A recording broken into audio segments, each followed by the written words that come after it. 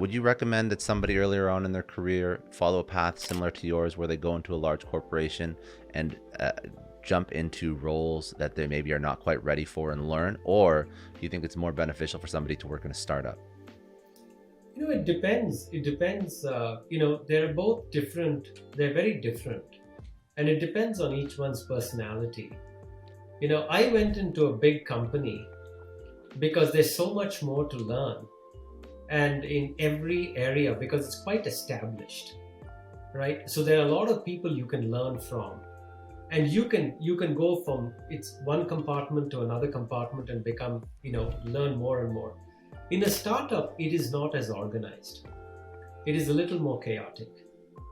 Okay, and you have to basically be extremely, you should have a lot of knowledge to kind of rotate department to department. And so it really depends. If you're someone who's very structured and you have a particular way of learning, then I would say a big company is better. If you're somebody who actually thrives with an informal structure, then a startup is definitely better. So it's a little difficult, right? I found my journey, I learned a lot more in a big company, and I could contribute more to a startup when I went there, because I could bring all that knowledge from and structure, systematic structure that I've built in a big company into a startup without the bureaucracy.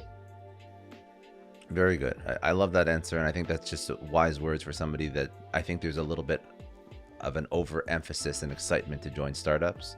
And I'm a big advocate for helping people understand what they're getting themselves into sometimes if they don't quite understand what a startup really is. And it's not as fun sometimes as maybe some college grads think it is when they're jumping into it, and it's very stressful.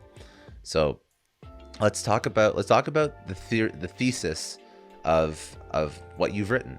So the thesis of what you've written is that your company is your castle, which is also the name of the book. And obviously that's all going to go in the show notes and people can go check it out. But what does this thesis mean? Your company is your castle. I've heard the term moat before when it comes to business in terms of business analogies, but I've never heard the analogy of the company, the entire company is a castle. So walk me through what this means.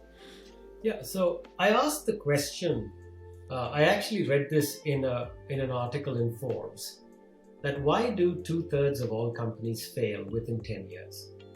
20% fail within 2 years, 45 in 5 years, and 65% in 10 years. There are a whole bunch of reasons. Okay, it's well chronicled. And so I said, I thought about my own career and why companies that I worked in went to the highest of highs and fell down to the earth. Why? And the common answer to what I've read, researched, and experienced in my own companies is that sometimes speed is not as important as systematically building structure. Okay? And when you go for speed, you miss a lot of things. And so I basically said, okay, if I want to basically build, the way I've been successful in building companies, I began with this company called Ericsson Mobile Platforms, where I was sent to Sweden to help realize its potential.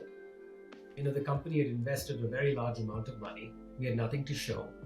We were bleeding. For every dollar we made, we lost $1. Our customers were getting anxious, and everybody was contemplating our failure. And I put this framework to work. And in a year, we became profitable. And within a short time thereafter, we took 30% market share in the world. And I said, what was the structure? And of course, I repeated this formula multiple times, and it always worked. It's even working in my startup now. So what was this? And I said, the analogy I used is I said, take a medieval castle. I was looking for an analogy and an extended metaphor, and I said, look at the castle. Medieval castles have lasted, some of those that have lasted 500 years plus. All around the world, whether it's in Japan, in India, in England, Wales, the Czech Republic, etc. So these castles had a number of structural elements that have made them withstand nature's elements over the centuries, as well as invaders. And a company likewise needs to withstand macroeconomic factors like recessions, depressions, pandemics, etc., and a hordes of competitors. So it was a nice analogy. And I said, what are these elements? So I said, if you look at a castle, you have to find the right location, which is unassailable, hopefully. You need a solid foundation to take the weight of the castle and build a tall castle. You need a perimeter wall that protected it from invaders. And right in the center was the keep, where people lived. They stored granaries, they stored their ammunitions, etc. And that turns, that has a certain meaning. And then you have to protect this strategy, which is the perimeter wall, with towers, because you don't want people scaling these long walls that are unprotected, or you don't want them tunneling underneath. And then you also talk about, so there are a number of towers, and then you talk about, the central portion of the castle, the keep, needs a roof to prevent it from enemy arrows and from hail and snow and rain, etc. And so, I took these elements and said I likened them to a business. And in my analogy, I said, the picking of the location is the business model. You want your business model to be as unassailable as possible. The foundation is cash flow. Without cash, you can't do anything. Without cash, you can't build a big business. And then I said the perimeter wall of this was a strategy. The strategy surrounds the entire business.